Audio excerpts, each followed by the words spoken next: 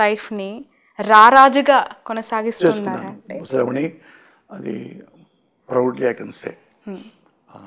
ఆ మాట అంటే రారాజులాగా అంటే నాకు చాలా అంటే ప్రౌడ్ అనిపించింది. అంటే పేదోండి కదా ఒకప్పుడు, ఎమోషనల్ కూడా అవుతున్నారు. అది అంటే నువ్వు రారాజు అనగానే నేను ఎక్కడికో వెళ్ళా. అంతే నాకు అన్నీ అనుకునేలా జరిగినాయి శ్రావణి. నాకు నచ్చిన భార్య, నాకు నచ్చే విధంగా ఉండే భార్య కాదు, మీకు నచ్చినట్టు నాకు నచ్చినట్టు ఉండే భార్య కాదు, నాకు నచ్చే భార్య. అలాంటి నా పిల్లలు అంటే ఏవి ఇంతవరకు నాకు దిగులు లేదు. ఎప్పుడు దిగులు కానీ, భయం కానీ, బాధ కానీ, ఇన్సెక్యూరిటీ కానీ అస్సలు లేదు. అది మా అమ్మ వల్ల వచ్చింది. అది మా అమ్మ ఫోటో బాగా వేయండి, మా నాన్న ఫోటో ఇద్దరు చూపించండి, మా అమ్మ మా నాన్న కూడా. తప్పకుండా అది మా అమ్మ వలన వచ్చింది. అసలు నాకు ఇంక జీవితంలో ఆశలేమి లేవు శ్రావణి. రేపు ఏదైనా పుడికిన ఎవడైనా గొంతు కూర్చున్నా కానీ, చచ్చిపోయినా కానీ మా ఆవిడకి ఎప్పుడు చెప్తా, నేను ఎప్పుడైనా చచ్చిపోవాల్సిందే, కానీ నీకంటే ముందు నేను చచ్చిపోతాను. నీకంటే కొద్ది వయసు మా ఆవిడకి 60, నా భార్యకి నాకు 63. అది ఇన్ కేసు ఏమన్నా చనిపోయానుకో, సినిమా ఇండస్ట్రీకి ఎవరికి నా డెడ్ బాడీ చూపించమాకన్నా. నా వలన ఎవరి కన్నీళ్ళు పెట్టి అయ్యో సింపతి, నా చచ్చిపోయితే డెడ్ బాడీ మీద సింపతి ఇప్పుడు చూపించకూడదు ఎవరు. నువ్వు కూడా ఏడవద్దు, పిల్లలు ఏడవద్దు. ఎందుకు ఇండస్ట్రీకి డెడ్ బాడీ చూపించొద్దు? నాకు ఇష్టం లేదు. ఎందుకలా అంటే ఎలా బతికిన పోసానికి ఇష్టపడలే. నా శవాన్ని చూడటం ఎవరు చూడటం, నా కుటుంబమే చూడాలి, నా భార్య, నా బిడ్డ. నేను చెప్పాను, నువ్వు ఏడవద్దు, పిల్లలు ఏడవడానికి వీలేదు.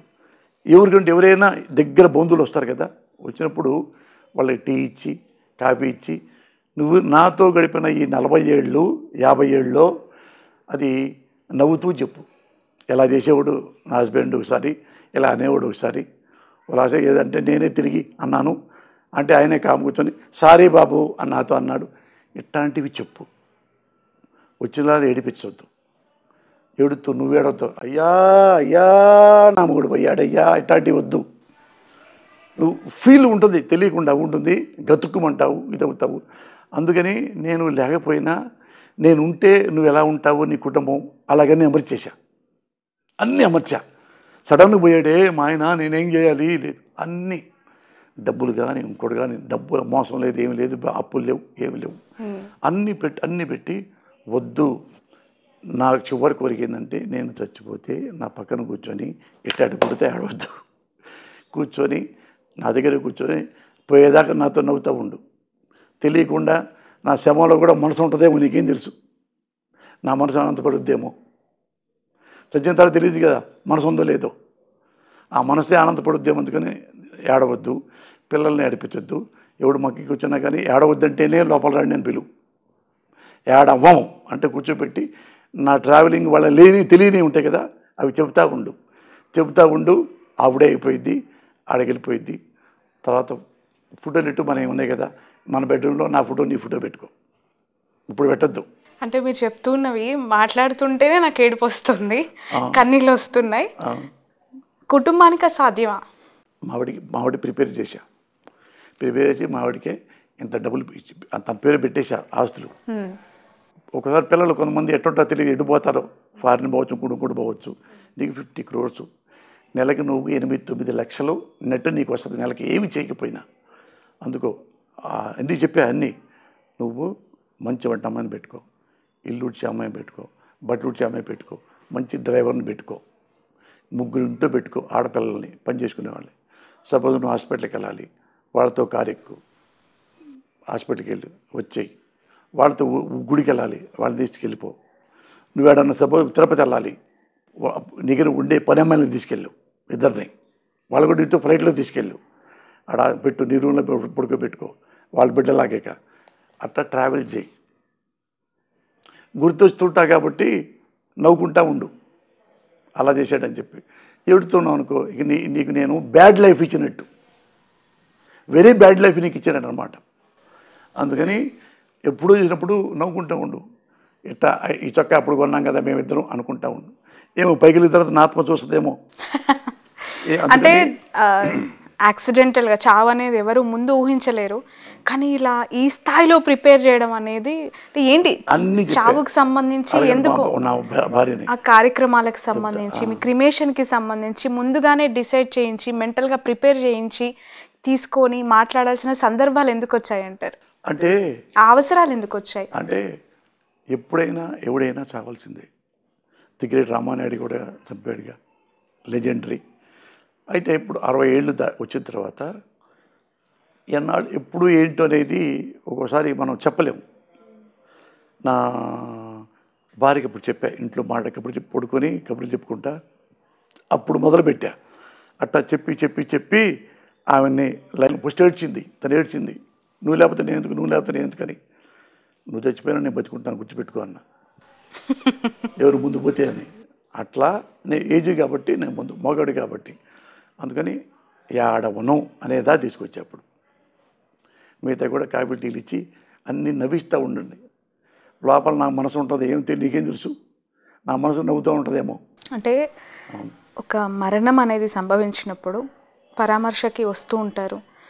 చివరి చూపు అనేది చాలా ఇంపార్టెంట్. ఎక్కడెక్కడో ఉన్న అమెరికా, ఆస్ట్రేలియా నుంచి కుటుంబ సభ్యులు చూడాలనుకున్న వాళ్ళు అవసరమైతే ఓ 2 రోజులు ఫ్రీజర్లో పెడుతున్న పరిస్థితులు కూడా ఇప్పుడు తప్పట్లేదు, అనివార్యం అయిపోయాయి. అలాంటి పరిస్థితుల్లో పోసాని గారి డెడ్ బాడీని ఇండస్ట్రీకి చూపించొద్దు అంటే ఆగిపోతారా మీ అభిమానులు? నేనే గట్టిగా చెప్పా, మీతో పనిచేసిన వాళ్ళు రాకుండా అసలు వద్దని చెప్పా. థ్యాంక్ యూ, బయట కూర్చోండి, కావాలంటే భోజనం తర్వాత దినంగా భోజనం చేసుకుని తప్ప నా బాడీ, నా భార్య, నా రక్త సంబంధికులు, నా కొడుకులే చూడాలి. ఎందుకంటే ఎవరన్నా సానుభూతి, అయ్యో పాపం చచ్చిపోయాడు రా అదే ఇట్లాంటివి నేను వింటే చూస్తాను, నాకు కోపం వస్తుంటుంది. అది నాకు నేను చనిపోయిన తర్వాత ఇట్లా అనుకో, మావిడికి ఇంకా భయం వేస్తుంది, నా పిల్లకి ఇంకా భయం వేస్తుంది, ఏడుస్తూ ఉంటే అంత ఇన్సెక్యూరిటీ వస్తుంది. అమ్మో ఇంతమంది ఎడుతున్నారంటే నేను పోతే తర్వాత నేను ఏమైపోతాను. అన్నీ నెలకి మా ఆవిడకి 10 లక్షలు వస్తాయి, 9-10 లక్షలు మా ఆవిడకి, పిల్లలు కాకుండా పిల్లలకి వేరే వస్తాయి. అట్ట సెట్ చేసి పెట్టా అన్నప్పుడు నువ్వు ఇట్లా నువ్వు బెంచి కారు కొనుక్కో, ఎక్సలెంట్గా కొనుక్కో, ఇది ఇల్లు, ఇది ఇప్పుడే 10 కోట్లు ఒకటే, వేరే అన్ని పిల్లలకి ఇచ్చేసాం. నువ్వు అందుకని ఏడవద్దు. ఏడితే ఏమో చెప్తావు, ఎన్ని డబ్బులు చేసిపోయాడు, ఎప్పుడాక ఎన్నాళ్ళు ఏడిపించాడు ఈ ముండా కొడుకు అంటారే, నవ్వుతుంటే సంతోషపడతాడు. అందుకని నువ్వు వచ్చినప్పుడే అన్ని కబుర్లు చెప్పు, మా అక్కలతో కానీ, మా చెల్లెళ్ళతో కానీ, మా బామర్దులతో. ఎంతమంది అండి సిస్టర్స్ మీకు? ఒక అక్క, ఒక చెల్లి, ఒక తమ్ముడు, నేను. వాళ్ళు ఎవరు వచ్చినా కానీ ఇలా చేసేవాడు పెద్దనాన్న, ఎలా చేసేవాడు మీ తమ్ముడు, మీ అన్నయ్య, ఎట్లా అని అట్లా. నీ పక్కన కొడుకు, వాడు కూడా కొడుకు నవ్వుతా ఆడాలి నా డబ్బాడి. అప్పుడు వెళ్తే నేను నిజంగా హ్యాపీగా పైకి వెళ్తా. నువ్వు ఎడుతుంటే నేను ఎడుతో పైకి వెళ్తాను, నీ ఇష్టం, ఆలోచించుకున్నా. చాలా నాళ్ళ తర్వాత అదిగో సరేలే ఏడవలే అట్లా అన్నీ మావిడికి అన్నీ మా ఇద్దరు అట్లానే ఉంటాం.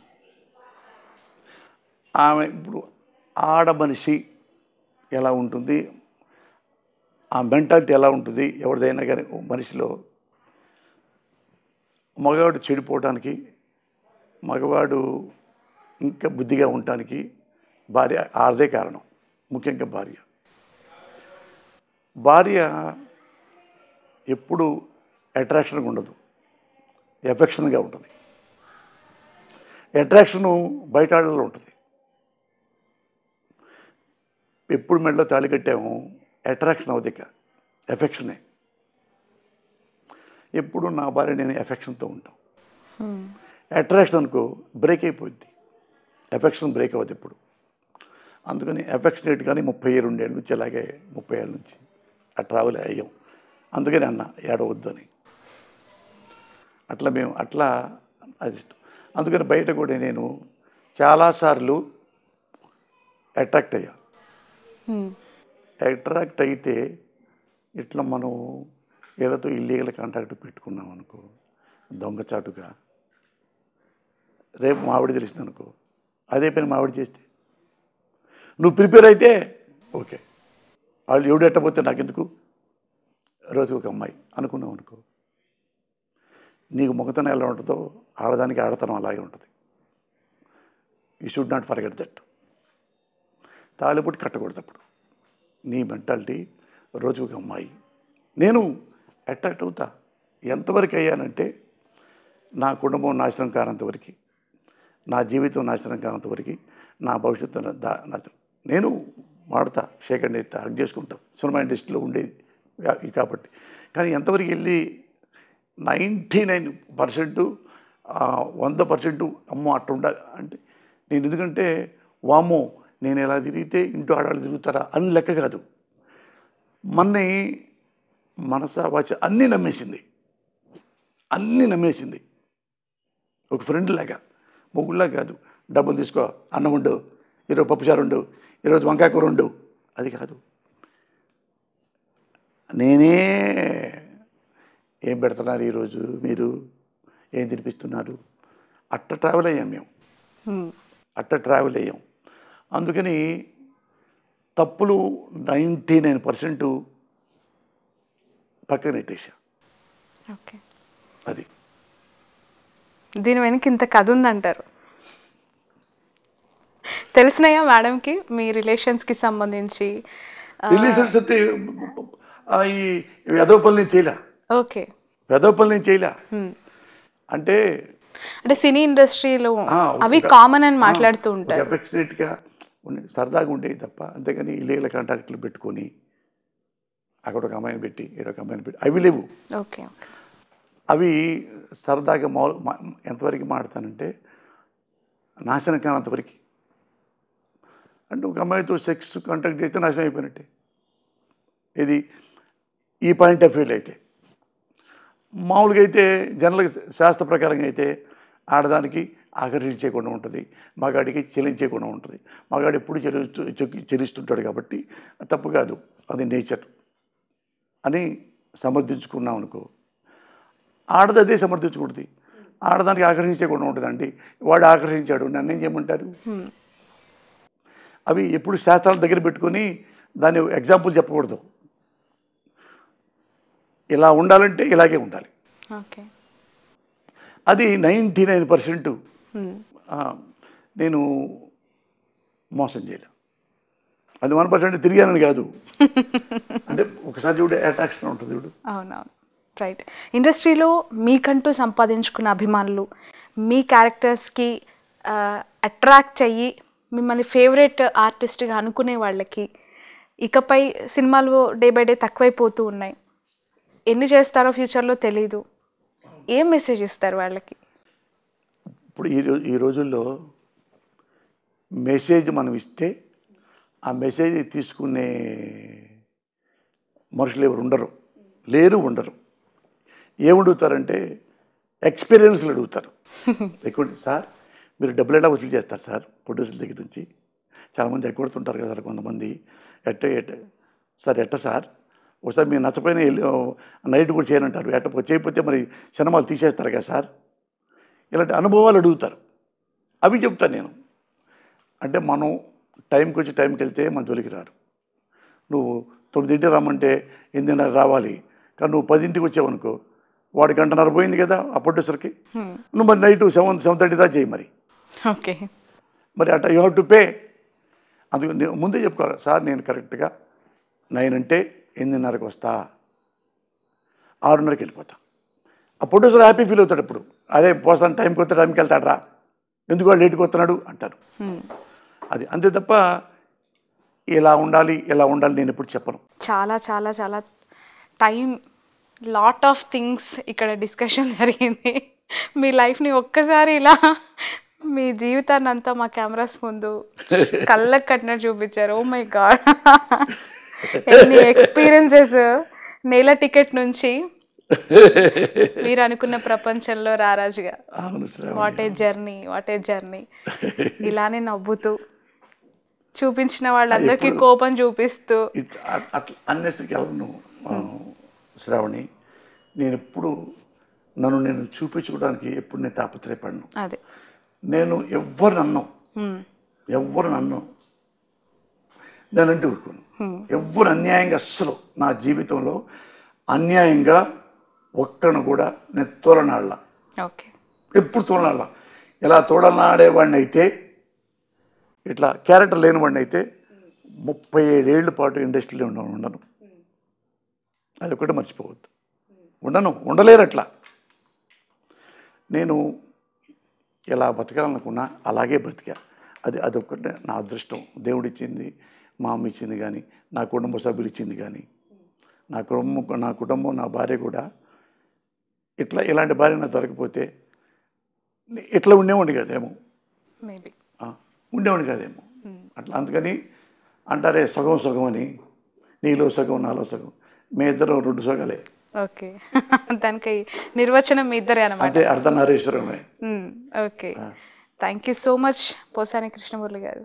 Thanks a lot for your wonderful time. నిజంగా it's emotional talk, it's happy talk and it's violent talk, vibrant talk. ఈ ఇంటర్వ్యూ అంతా కూడా అసలు నాకే చాలా ఎమోషనల్గా కన్నీళ్ళు వచ్చేసాయి. ఎందుకంటే చాలామందికి ఒక బుక్ అవుతుంది ఈ ఇంటర్వ్యూ అనేది. పొలిటికల్ లీడర్స్ కూడా ఎలాంటి టైంలో విమర్శించాలి, ఎవరిని ఎలా విమర్శించాలి, ఎంతవరకు విమర్శించాలి అని చెప్తూనే మీకు అనుకుంటున్న ప్రపంచంలో అద్భుతంగా మీరు ఎలా ఉండగలిగారు అనేది చూపించారు ఈరోజు మాకు. Thank you. మీరు ఎలా అడిగారో నాకే తెలియదు, ఎలా చెప్పారో నాకే తెలియదు. అంటే ఎందుకు అనుకోవాలంటే ఏమనుకోవాలంటే నేను అంటే పర్ఫెక్ట్ జర్నలిస్ట్ అనుకోవాలి. Thank you so much. Wish you all the best. Thank you. So ఇది పోసాని కృష్ణమురళి గారితో ఇంటర్వ్యూ. చాలా చాలా అంశాలు ఇందులో మాట్లాడారు. తన జర్నీ, తన సినిమా ఇండస్ట్రీ, పొలిటికల్ ట్రావెల్ గురించి అన్నీ కూడా ఈ ఇంటర్వ్యూలో ఎక్స్ప్లెయిన్ చేశారు. That's all for now. చూస్తూనే ఉండండి క్యూబ్ టీవీ.